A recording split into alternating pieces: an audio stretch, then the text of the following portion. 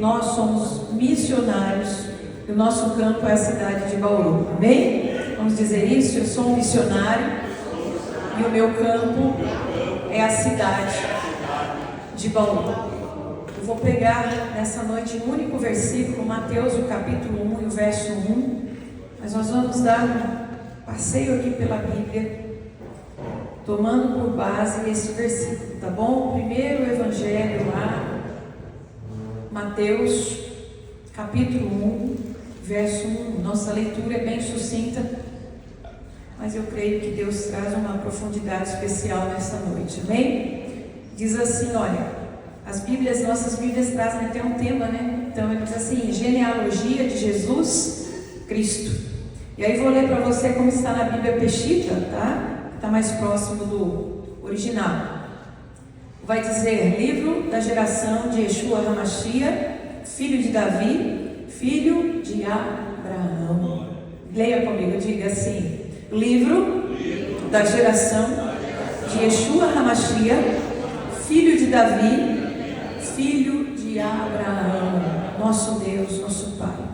Pai de nosso Senhor e Salvador Jesus Cristo, nós oramos essa noite, no nome dEle, oramos por revelação da Tua Palavra, oramos pela palavra que penetra, Senhor, e toca o nosso espírito, despertando, transformando, trazendo frutos permanentes. Dá-nos esta palavra, que nenhuma barreira, nenhum impedimento haja em nosso meio, no nome de Jesus Cristo. Amém, queridos?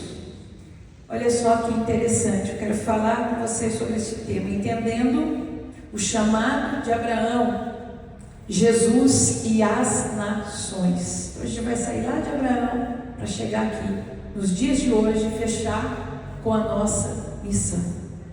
E nós vamos olhar para Gênesis, o capítulo 12 e o verso 13. Quando eu estiver quase no finzinho da mensagem, você vai entender por que Mateus ele abre o livro com essa frase. Tá? Esse é meu objetivo aqui, pelo Espírito, fazer você entender por que Mateus abre o livro com essa frase sobre a qual nós vamos pregar. Gênesis, o capítulo 12 e o verso 2, primeiro entendendo o chamado de Abraão. Nós vamos ver que em Abraão houve um chamado. O verso 3 vai nos mostrar especificamente que esse chamado era para abençoar todas as famílias da terra. Essa palavra está sobre nós, porque nós somos missionários e o nosso campo é a cidade de Bauru. E esta bênção que o Senhor deu a Abraão, ela chega à cidade de Bauru, ela chega às nossas vidas e profetizamos que ela chega aqui, em todo esse território, especialmente sobre casas e vidas que ainda não se abriram, ainda não conhecem esta palavra. E aí, queridos, nós vamos perceber uma coisa muito interessante, já que a gente voltou lá no Gênesis, nós vamos perceber, eu já comentei isso por alto com você, que a palavra eclésia, que a gente dá muito destaque aqui no Novo Testamento, aparece pela primeira vez em Deuteronômio, porque se faz aquela divisão, né? A missão de Israel, Israel falhou, a missão da igreja, né? Separa-se as duas coisas, mas na verdade você vai ver que o plano de Deus é um só. E por que lá no hebraico você vai encontrar a palavra eclésia já desde o livro de Deuteronômio, que é para Deus, sinagoga, igreja, ajuntamento, assembleia, tudo isso significa a palavra eclésia. Não é apenas tirados para fora, não. Significa todo o ajuntamento do povo de Deus para a execução de uma missão. Essa missão, salvar toda a terra, ela está no coração de Deus desde o início. Por isso, Ele deu esta tarefa a Israel, Ele dá esta tarefa para a igreja. É algo urgente, algo que pulsa no coração de Deus. Então não existe essa divisão de missão. Todos nós temos que trabalhar para levar essa palavra, especialmente, irmãos, no nosso testemunho de vida, muito mais do que falando. Muito mais do que falando, porque a primeira coisa que se pensa quando se fala em levar essa palavra, eu vou falar, mas atitudes ecoam muito mais forte, atitudes marcam, uma atitude que a pessoa veja, que lhe chame a atenção, seja uma boa atitude ou uma má atitude, ela não esquece. Então existe um chamado de Deus. Deus chamou tanto Israel quanto a igreja para uma parceria com Ele. Olha que coisa linda, né? É o Pai, o Eterno, Israel e a igreja. E aí a gente vai ver que lá em Eclesiastes, capítulo 4, verso 12, está escrito que o cordão de 3 dobras não se quebra facilmente. Então, quando Deus olhou para o mundo, olhou para as nações, desejando salvar, Ele fez esse cordão de 3 dobras. Ele, acima de tudo, e aqui na terra, tanto Israel quanto a igreja, agindo em parceria com o Senhor. Você vai ver que o coração de Deus sempre pulsou por vidas. Você vai perceber que mesmo a queda acontecendo ali no Éden, Deus vem trabalhando, buscando maneiras e trabalhando na vida do homem. Você vai ver que é necessário um dilúvio, acontecer, porque a maldade crescia no coração do ser humano, mas o Senhor não desistiu. O dilúvio é interessante. Hoje eu não tive tempo, mas eu vou colocar um grupo do WhatsApp que está atrelado, o pessoal que estuda aqui na terça, falando, inclusive, vocês vão ter uma visão muito clara. As pessoas olham o dilúvio como punição. O dilúvio não teve nada a ver com punição.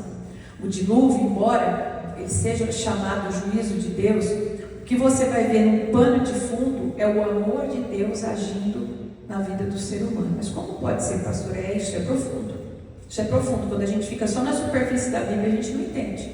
Então, eu deixo sempre esse convite para você na terça-feira. E o pessoal pega lá o vídeo que vocês vão conseguir aprofundar um pouquinho, até para a gente adiantar a aula da terça próxima, tá? Fechando esse parênteses aqui, foi necessário um dilúvio. Mas você vai ver em Gênesis, no capítulo 10, Deus repovoando a terra através dos 3 filhos de Noé. Quem entrou na arca? Noé e a sua família. Sobreviveu ao dilúvio. E agora Deus está dando uma nova oportunidade. Através desses 3 filhos de Noé, que vão se multiplicando, eles vão obedecendo aquela ordem do crescer e multiplicar. Você vai ver que a partir dele, logo nós vamos ter na terra 70 nações. 70 nações se formando a partir de Sem, Cã e Jafé. As 70 nações que estavam aos pés do Sinai, que saíram com Israel do Egito. Essas 70 nações já logo se formam, e aí você vai perceber tristemente que as primeiras civilizações se corrompem profundamente, se corrompem de novo, chegando ao ápice de construírem a famosa Torre de Babel, que simbolizava, meus irmãos, às vezes também numa visão lúdica, a Torre de Babel, ela é uma torre que os homens queriam tocar o céu. Claro que eles sabiam que ali, simplesmente com a engenharia e a arquitetura, eles não iriam tocar o céu. Na verdade, a tradução é uma torre com o céu no topo, ou seja, eles invocariam o exército dos céus. E ali seria um grande centro ecumênico de idolatria, apostasia e oposição a Deus. Então, a Torre de Babel, ela era o completo divórcio do Criador. Toda aquela linhagem da humanidade que não temia, existia sim a linhagem que vem ali de Sete, de Sem, que continuaram na ordem de Deus, se espalhando, vivendo da terra, criando os seus animais, sacrificando ao Senhor, cultivando a terra, se espalhando e vivendo em tendas. Mas de outro lado existia aqueles que se aglutinavam, diziam: Deus mandou espalhar, nós vamos ajuntar. A ideia deles era o quê? Uma torre para exaltar o seu nome. Então ali eles já formariam uma cidade, ali eles já se aglutinariam. E tudo o que eles propunham fazer era opor-se ao Criador. Então, aqui nós temos, irmãos, a liberação, entre aspas, da idolatria. Não que Deus tenha liberado por sua vontade perfeita, não. Mas os homens insistiam tanto em idolatrar, que é como se Deus dissesse: vocês não querem lidar comigo, vão lidar com os meus assessores. E estes assessores que entraram também em queda, gostaram muito, de se arvorar como deuses. Então houve ali o casamento de duas coisas ruins: um povo que queria idolatrar com seres que queriam ser idolatrados. E aí se forma então em Gênesis 11, até o Gênesis 11 você vai ver essa situação triste. Mas Gênesis 12 você tem o chamado de Abraão, e aqui nós temos um antídoto contra a idolatria, tá? Então, se aqui os homens, usando o livre-arbítrio, invocam o exército dos céus e começam a idolatrar coisas, seres, Abraão é chamado por quê? Porque já era alguém voltado ao Deus Altíssimo. A palavra de Deus vai nos dizendo, alguns midrashos vão mostrando que Abraão, quando olhava para o céu, entendia que existia alguém maior, alguém poderoso, sustentando tudo aquilo. A gente já contou aqui algumas ilustrações de Abraão tentando mostrar a Tera ao seu pai. Tinha ali uma fabricação de ídolos. Tera tornou-se alguém idólatra, e Abraão de toda maneira tentando mostrar ao pai que aquilo que ele vendia, fabricava, não tinha poder de se cuidar a si próprio, a si mesmo, né? Uma das histórias você deve lembrar que quando Tera volta e os ídolos estão quebrados, ele pergunta para Abraão o que aconteceu, e uma das explicações que Abraão dá ao pai é: aquele maior recebeu oferenda, o menor veio tomar a oferenda dele, então o maior quebrou o menor. Tera olha para Abraão e fala: está ficando louco, menino? Esses seres não se movem, eles não comem, as pessoas colocam aí, mas eles não se movem. Então Abraão, tentando despertar o pai, vai dizer o quê? E como é que o senhor crê neles? Tentando mostrar ao pai a existência de um Criador, de alguém maior. Então Abraão, gente, ele era alguém diferente na sua geração. Ele era alguém que andava em contraposição à multidão. E desde muito tempo a gente vê uma cultura chamada moda no mundo, né? O que é a moda? A moda é todo mundo andar igual, né? Olha, aquele casaco está na moda, então eu preciso comprar um casaco daquele. Aquele sapato está na moda, eu preciso ter um igual daquele. Quando você vai constatar na palavra de Deus que a verdade, por vezes, ela está na contrariedade a tudo isso. A não fazer o que todo mundo está fazendo. Você sabe que não existe um ditado mais mentiroso que aquele: a voz do povo é a voz de Deus. Como assim? Como assim? Se as multidões muitas vezes gritam ensandecidas, as multidões muitas vezes gritam sem nem saber o que está gritando, é porque o outro está falando, ele está repetindo também. Enfim, obedecer a Deus, gente, não é uma coisa fácil. E às vezes as pessoas, quando começam a obedecer, elas começam a ser utilizadas, e aí, não, mas é muito difícil, né? Aí as pessoas não vão me apoiar. Então, se você está caminhando dentro da palavra de Deus, não se importe com isso. Não se importe com isso. E não se preocupe com a moda. Você sabe que eu não estou sendo aqui superficial, nem dizer que você não pode usar um sapato, uma blusa, não é isso que eu estou dizendo. Estou falando de coisas espirituais, que as pessoas também se pautam dessa maneira. O que a multidão está fazendo? A multidão no espiritual está fazendo isso, então vai lá, todo mundo erra junto. Por isso é importante você assimilar bem a palavra de Deus, porque aqui a multidão em Gênesis 11 estava construindo uma torre. Nos dias de Abraão, a multidão estava adorando a ídolos. Abraão era andando, remando contra a maré, mas ele tinha certeza dos passos que ele estava dando. Então o Senhor faz o chamado, e o chamado para Abraão é um antídoto contra a idolatria. Por quê? Porque Abraão está proclamando que existe um Deus que é único, só Ele é Deus na verdade, com D maiúsculo, eterno, poderoso, Criador, que sustenta todas as coisas. Tudo o que existe depende dele, nada veio a existir sem a sua criação. Abraão está proclamando isso. E aí, ele tem um entendimento muito interessante, especialmente por causa da promessa. Ele entende que Adonai é Deus de todas as nações. Abraão não entendeu assim: Deus escolheu a mim a minha casa e a minha família. Não, desde já ele entende o que o Senhor está falando para ele. Em ti serão benditas todas as famílias da terra. Ele recebe uma bênção muito forte. E ali, desde o início, Deus está mostrando, gente, que Ele não é exclusivista. Porque às vezes o pessoal olha e fala, tal coisa Deus deu só para Israel, é Deus de Israel. Ele é Deus de toda a terra. Ele fez uma escolha, daqui a pouco eu vou falar sim sobre Israel por um motivo. Ele chama a igreja por um motivo, mas Ele é Deus de toda a terra e Ele quer alcançar a todas as nações, a todos os povos e línguas.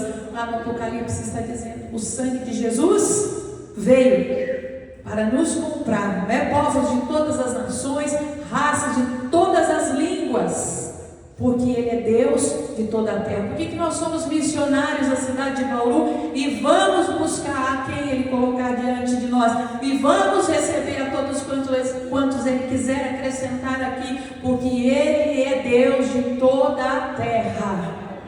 Nunca foi exclusivista, muito pelo contrário. Após o dilúvio, o Senhor dá a Noé 7 leis universais. 7. O número 7, ele indica plenitude, completude. Eu não sei se você já ouviu falar sobre isso, mas até me aprofundar um pouco mais, nunca tinha ouvido falar.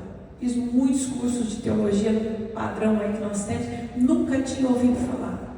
Mas quando eu estudei sobre isso, percebi uma coisa: muito do que Deus deu no Sinai, as coisas mais importantes que Ele deu no Sinai, que as pessoas pensam que é só para Israel, Ele deu ao mundo inteiro. Quando Noé sai da arca, tá?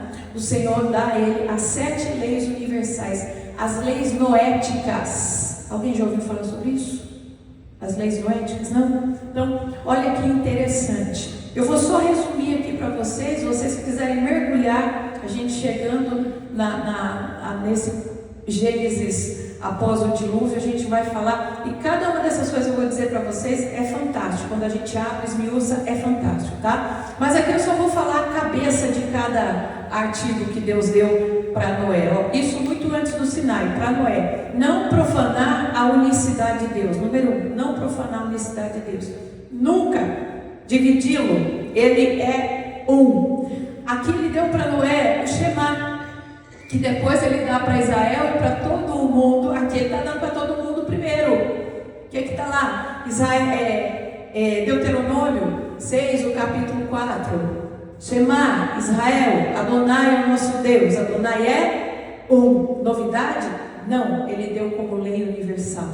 Número 2, não amaldiçoar o Criador. Pastora, isso parece tão óbvio, mas aqui tem um sentido profundo, tá? Vou te dar uma pitadinha, que é o seguinte: às vezes não acontece, você vai lá, está andando e escuta uma pedra, aí você tem vontade de falar uma coisa que não deve, você fala, oh meu Deus!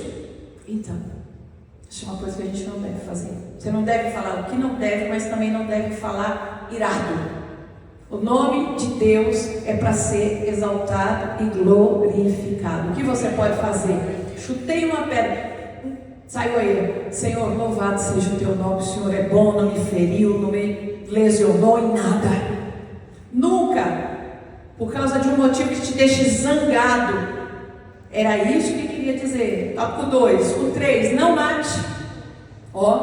Aí você vai ver no Sinai, não matar. Deus deu para Israel? Não, Deus deu para todo mundo. Não mate.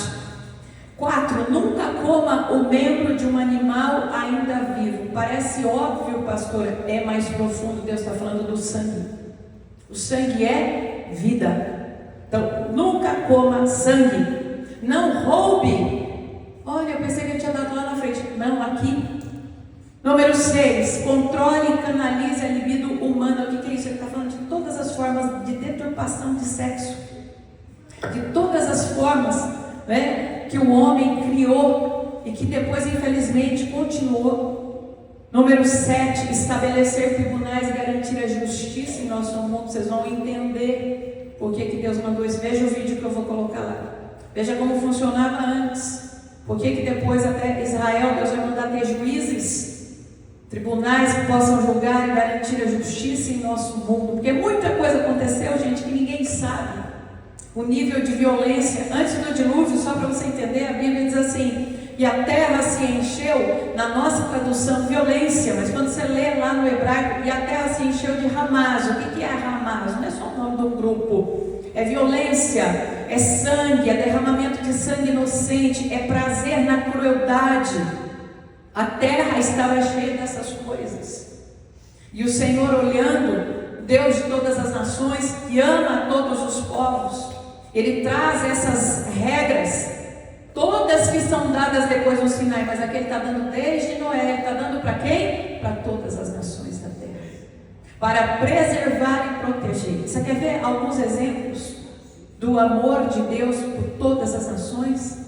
Hoje não temos como projetar aqui, mas Jonas capítulo 4, versos do 9 ao 11, você vai ver a compaixão de Deus pelos ninivitas, que eram assírios, que posteriormente seriam usados para levar as 10 tribos em cativeiro. Pastor, e mesmo assim Deus teve compaixão? Teve compaixão.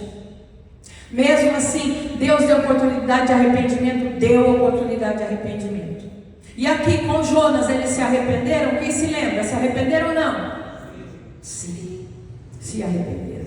Depois eles vão enveredar pela perversidade de novo, e lá em Naum você vai ver que eles vão sofrer juízo, mas aqui eles se arrependeram. Deus deu chance? Deu. Isaías, o capítulo 19, os versos 22 e 25, a gente está acostumado a falar do Egito, a escravidão subjugou o povo de Deus, mas aqui você vai ver Deus falando de restauração até para o Egito, até para a Síria, pelos lábios de Isaías, o Senhor dizendo que Ele vai sim corrigir o Egito, Ele vai corrigir os assírios, mas que os egípcios e os assírios subirão junto com Israel para adorar o Deus de toda a terra. Aqui em Romanos capítulo 3 e verso 29, você vai ver Paulo dizendo que Ele é Deus de todas as nações, Deus dos circuncisos e Deus dos incircuncisos, porque aqui sim você tem uma regra que é só para Israel: circuncisão. Esse é o selo da aliança deles. Ali é só para eles, mas a grande maioria dos regramentos que Deus deu, de padrões éticos e morais, é para toda a humanidade, é para que todos vivam bem na terra. Se todos aqui respeitassem, todos na terra respeitassem não matar, haveria assassinato, gente? Se todos na terra respeitassem não roubar, haveria o roubo ou o furto? Não. Tudo acontece porque pela desobediência. Agora, meus queridos, com o chamado de Abraão, a humanidade, ela pode escolher. E ela vai usar o seu livre-arbítrio, ou para servir o Deus de toda a terra, ou para servir a idolatria que também já se dispôs a ser adorada. Através do livre-arbítrio, o homem passa a escolher. Aí, sim, por que Deus chamou Abraão, pastora? Por que Deus elegeu Israel? Tudo isso para a gente chegar aqui em nós, tá? O chamado de Abraão visa a salvação de todas as nações. Verso 3 do capítulo 12, que eu li agora, ou eu recitei ele agora um pouquinho para você. Em ti serão abençoadas todas as famílias da terra. E só em Gênesis você vai ter ali mais 5 vezes Deus falando sobre a salvação de toda a terra. Gênesis 12, 2, 18, 18, 22, 18, 26, 4, 28, 14. Você vai ver Deus falando da salvação de toda a terra com Abraão, com seu filho, com seu neto, ou seja, com Isaac e com Jacó. Qual foi o motivo pelo qual José, um dos motivos pelo qual José foi levado lá para o Egito? Gênesis, no capítulo 50, verso 20, responde. Ele fala para os irmãos assim: vocês planejaram mal contra mim, mas Deus tornou em bem para que fosse preservada a vida de Israel? Não, para que fosse preservada a vida de muitos. Não foi só os irmãos de José que subiram para o Egito para comprar alimento, não. Toda a terra foi alimentada através das mãos de José. Então, por que Deus chamou Abraão? O chamado de Abraão é anunciar um relacionamento sincero e verdadeiro com o Eterno, o Criador de todas as coisas. No chamado de Abraão, nós vamos ver um homem aqui na terra ouvindo o Senhor. Nós vamos ver um homem aqui na terra clamando ao Senhor e recebendo resposta de Deus. Nós vamos ver o seu filho Isaac, nós vamos ver o seu neto Jacó, nós vamos ver a sua descendência. E qual foi a ordem que Deus deu a Israel? Vamos ver aqui. Israel foi escolhido como exemplo vivo e persuasivo. Veja, 70 nações estavam dentro do Egito, inclusive Israel. Deus elegeu em Abraão, através de Abraão, Deus elegeu Israel. Quando ele faz uma das promessas para Abraão: você será uma grande nação. E por que Deus elege dentre tantas uma nação? Porque ele precisava dar um modelo para as demais. Você vai ver que até que Israel sai do Egito, eles tinham o conhecimento, né, da palavra, das orientações, era passado oralmente, mas eles não tinham uma constituição escrita. Quando Deus os chama para celebrar o Shavuot no Sinai, o Senhor desce para escrever a lei, porque toda nação precisa ter uma constituição. Nós aqui no Ocidente, gente, a gente respeita direitos fundamentais, sabe por quê? Por causa do que está escrito no Êxodo, por causa do que em parte está em Levítico. A nossa legislação importou tudo isso da Bíblia Sagrada. Não é das famosas cartas que a gente estuda lá na faculdade de Direito. Estas cartas todas, que são muito citadas hoje, inclusive, a São José da Costa Rica e outras tantas que falam em direitos fundamentais, importaram as suas regras de dentro da Bíblia. Quem foi o criador dos direitos fundamentais do ser humano? O criador do ser humano, o próprio Deus. E toda nação que não tem esse regramento, ela vai partir para um autoritarismo e para outros, né, para governo arbitrário, sofrimento do povo. Enfim, nós estamos vendo agora uma convergência, né, para que esses regramentos sejam retirados e outros venham substituir, até pelo tempo que estamos vivendo e pelo governo mundial que vem adiante. Mas enfim, essas boas regras de respeito, de ética ao ser humano, são importadas da palavra de Deus. Então Deus, ele precisa de uma nação modelo, por isso ele escolheu.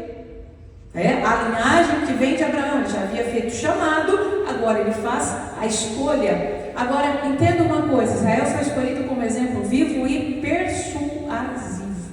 Agora, um ensinamento que eu reputo muito importante: persuasivo, irmãos, não no sentido de fazer prosélitos. Sabe o que é um prosélito? É um seguidor da sua religião. Que as religiões se perderam muito nisso com o decorrer do tempo. Você vê uma disputa de pegar alguém e arrastar para a minha igreja. A coisa ficou tão ensandecida que a igreja hoje tentando tirar membro de igreja. Assim? Ah não, aquele ali já está prontinho, maravilhoso. Não, vem para mim que é melhor. Não, vem comigo que você vai gostar mais. Vem para mim que tem isso ou que tem. Isso é fazer prosélito. Jesus falou sobre isso, sabe com quem? Com os fariseus. A gente explica aqui nos estudos, né? O bom fundamento. Todo fariseu é hipócrita? Claro que não. Claro que não. Jesus pertencia, como todo judeu tinha que se filiar a um desses chamados partidos. E pertencia a um deles. Só que para explicar você precisa entender a fundo. Isso é no estudo, não é aqui. Tá? Então, todo fariseu era hipócrita? Não, de forma alguma. Mas tinha uma gama que era. E aí quando ele fala com essa gama, que era hipócrita, Mateus capítulo 23 e o verso 15, ele fala assim, pena que a gente não vai projetar aqui, eu vou só passar para você grosso modo, né? Diz assim: vocês andam o mundo inteiro para fazer um prosélito, mas depois que vocês o fazem, vocês os tornam dignos do inferno. Jesus dá uma palavra pesada. Vocês os tornam 2 vezes piores do que vocês. O que ele estava falando? Dessa gana, né, de eu vou conquistar alguém para minha religião, eu vou carimbar alguém com carimbo porque eu sou carimbado. Que a pessoa perde a visão da palavra de Deus. A ordem para ser persuasivo que Deus deu para Israel e dá para a igreja, irmãos, é no sentido de levar as pessoas a viver de acordo com princípios e padrões morais da palavra de Deus.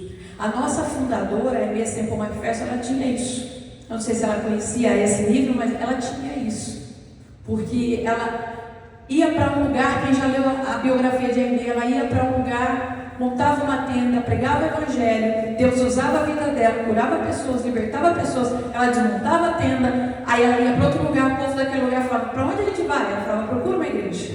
Ela ia para um outro lugar, fazia a mesma coisa. Aí o pessoal falava, mas você vai embora? Para onde a gente vai? Ela dizia, procure uma igreja. Ou seja, ela queria levar a palavra de Deus, ela queria transmitir a palavra de Deus. E olha, meus irmãos, a nossa cidade aqui tem o quê? 400 mil habitantes, vamos pôr 400 mil para arredondar?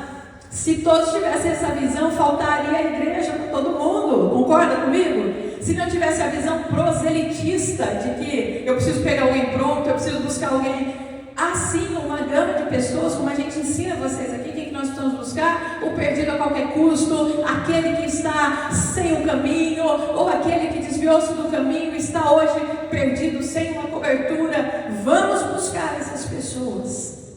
Agora, essa persuasão que Deus deu para Israel, e a persuasão que Deus dá para a igreja, sabe qual é? É de você estar vivendo a palavra, e nessa vivência que você tem com a palavra, outras pessoas vão viver também. Você vai contagiar. Se o que é ruim contagia, o que é bom também contagia, meus irmãos.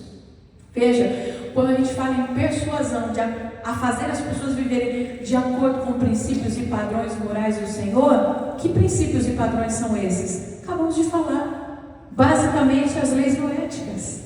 Basicamente o que Deus colocou ali. O que Deus deu para Noé, ele falou, vou dar 7 princípios. Se a humanidade viver isso, haverá paz. Se a humanidade viver isso, haverá prosperidade. Se a humanidade viver isso, conflitos serão facilmente solucionados.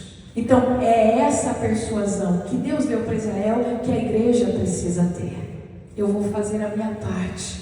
Eu recebo a palavra aqui hoje. Eu assimilo, eu vivo lá fora, e aonde eu estiver, as pessoas vão ser atraídas, as pessoas vão sentir vontade, desejo de viver também. Eu creio que vocês já ouviram, eu ouço, graças a Deus, para a glória de Deus, isso muitas vezes. Puxa, que bom poder conversar com você. Ah, que gostoso, não sei, tem uma presença, tem uma paz. O que é isso? É meu? Não, isso é de Deus na minha vida, isso é de Deus na sua vida. Isso é persuasão. Um exemplo, né, de que, ao contrário, né, ou um exemplo aqui de regramento. Falei das leis noéticas, mas você pode dizer, pastor, um exemplo muito claro, já que a gente está falando que o chamado de Abraão é o antídoto contra a idolatria, não cometer idolatria. E eu sempre falo, né? A pessoa fala, mas é claro, isso a gente já sabe, mas não estou falando do pau, da pedra. Estou falando da idolatria ao ego, né? Do egoísmo, de tantas formas de idolatria que são muito veladas, meus irmãos. Em tudo que nós vivenciarmos da palavra de Deus, nós poderemos persuadir pessoas. Segunda carta de Paulo a Timóteo, capítulo 3, o verso 16 e 17, você vai encontrar lá que toda a escritura é divinamente inspirada e proveitosa. Essa é a persuasão que o Senhor quer que nós tenhamos. Assim nós vamos viver em constante evangelismo. De vez em quando a gente vai marcar, a gente vai sair, vai fazer algo projetado, mas quando você estiver trabalhando, você está em evangelismo. Quando você estiver em casa, quando você estiver nos estudos, quando você estiver com os amigos, vivendo a palavra, você está num constante evangelismo. Israel, por si só, estamos nos aproximando de chegar aqui na gente, ó. Israel por si só não conseguiria alcançar todas as nações. Deus sabia disso. Então, por isso, agora eu vou começar a responder para você, já no final da mensagem, por que Mateus inicia a sua narrativa com a genealogia de Jesus. Por que no livro de Mateus, a primeira frase que lemos em base da pregação, livro da geração de Yeshua HaMashiach, filho de Davi, filho de Abraão. Por que que ele inicia dando a genealogia? Porque Jesus, como filho de Abraão, ele é o representante mais ilustre para fazer com que todas as promessas feitas lá para Abraão chegasse à geração que conviveu com ele, e as outras gerações está chegando a nossa, e enquanto durar, enquanto a promessa permanecer, as bênçãos de Abraão chegam até todo ser humano que crê no Deus de toda a terra, por meio de Jesus Cristo, Yeshua HaMashiach, o Messias, aquele que veio para salvar. Por isso a descrição filho de Abraão. E veja, queridos, ele faz isso não para seu próprio benefício. Jesus não precisava das promessas, mas para que as nações sejam alcançadas. Ele é o elo. Ele é o elo. Israel precisa desse representante para cumprir a sua missão. Por quê? Se fica só em Abraão, como é que vai passar? Israel precisava do Messias para cumprir essa missão. As nações precisam dele para serem integradas ao reino de Deus e feitas cordeiras juntamente com Israel. Ou como Paulo fala em Romanos 11, as nações são enxertadas na promessa de Deus. Assim, Mateus aqui no capítulo 1 e verso 1, ele abre o seu livro com a genealogia de Jesus, dizendo filho de Davi, filho de Abraão. Por que ele abre com essa frase completa? Ele não diz só filho de Abraão, mas ele diz filho de Davi, para que nós possamos entender, igreja, de onde veio Jesus, qual é a sua missão e qual é o seu propósito. Entendendo isso, nós entendemos também a nossa missão e o nosso propósito. De onde ele vem? Ele vem da linhagem de Abraão, conforme a promessa, cumprindo com perfeição. Ele é o descendente de Davi, como diz o cântico, ele é o homem mais notável da linhagem. Em Gálatas, no capítulo 3 e o verso 29, Paulo vai escrever assim: se vocês são de Cristo, são descendência de Abraão e herdeiros segundo as promessas. Foi lançado sobre a vida de Abraão, serão benditas todas as famílias da terra. E vem Jesus e estende, ele é como uma ponte, ele traz essas promessas sobre a nossa vida. Então, se vocês estão em Cristo, são descendência de Abraão e herdeiros segundo as promessas. Descendente de Davi, para que ele possa herdar todas as profecias também que vão se cumprir agora na sua segunda vinda, reinar sobre o trono. O Messias, ele resgatou-nos, Paulo disse assim, nos resgatou da maldição da lei. E aí muita gente interpreta errado, olha lá, Paulo está dizendo que a lei é maldita. Não, Paulo é um servo de Deus que gozava de plena saúde mental, porque você lê em Romanos capítulo 7, o verso 12, ele vai dizer, porque a lei, falando da Torá, ela é santa, justa e boa. Tá? Como é que Paulo diria depois que a lei era uma maldição? Como alguns pastores ou rabinos usam para explicar, Paulo não era bipolar. Ele não definiria a lei, a palavra de Deus, de uma maneira tão contraposta assim, de forma alguma.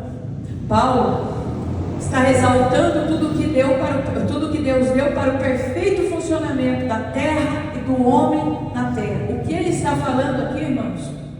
Maldições prescritas na lei. Lembra que quando Israel chega diante dos montes, o Senhor fala para que sejam lançadas as bênçãos do Monte Gerizim, mas os alertas lá do Monte Ebal também foram lançados. Então você tem uma sequência de bênçãos anunciadas, Deuteronômio, capítulo 28. Mas você tem também as maldições anunciadas se o povo desobedecesse. Então não é maldição da lei, é sobre a desobediência da lei. Mas até isso, há possibilidade de arrependimento tanto para Israel, quanto para aquele que negligenciou, não vive, não viveu. Há possibilidade de arrependimento. Ele nos resgatou.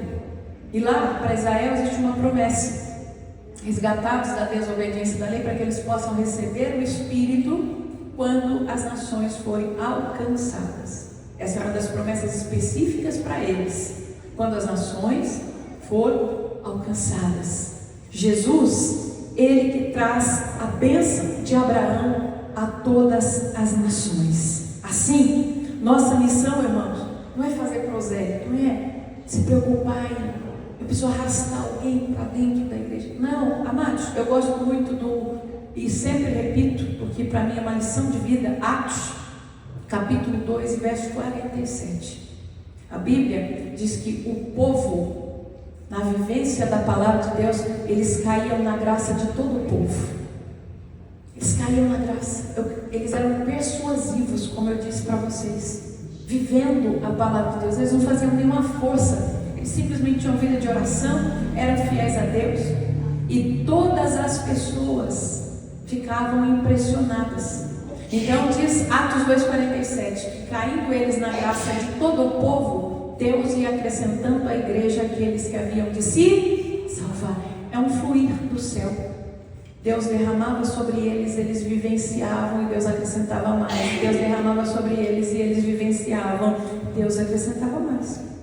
Quando a gente fala de igreja, corpo não depende de uma pessoa. Em geral, depende do pastor. O corpo é o pastor?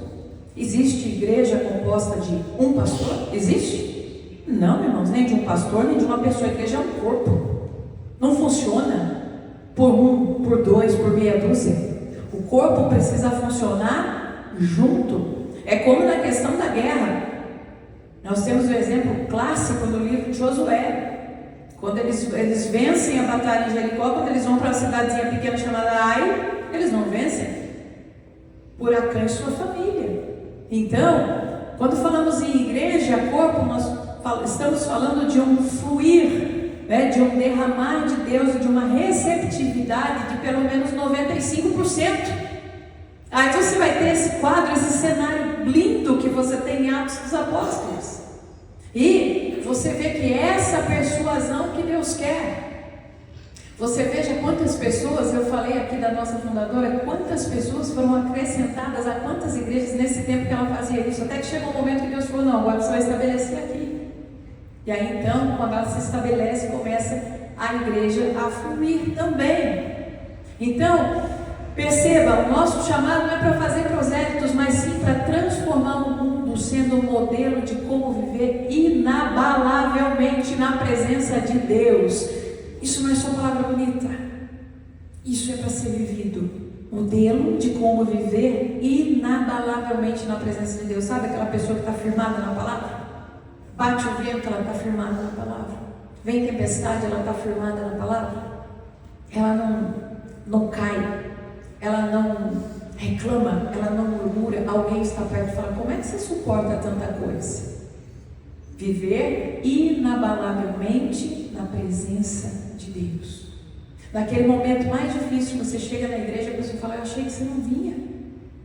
Com tudo que você está passando, como é que você consegue vir? Viver inabalavelmente na presença de Deus.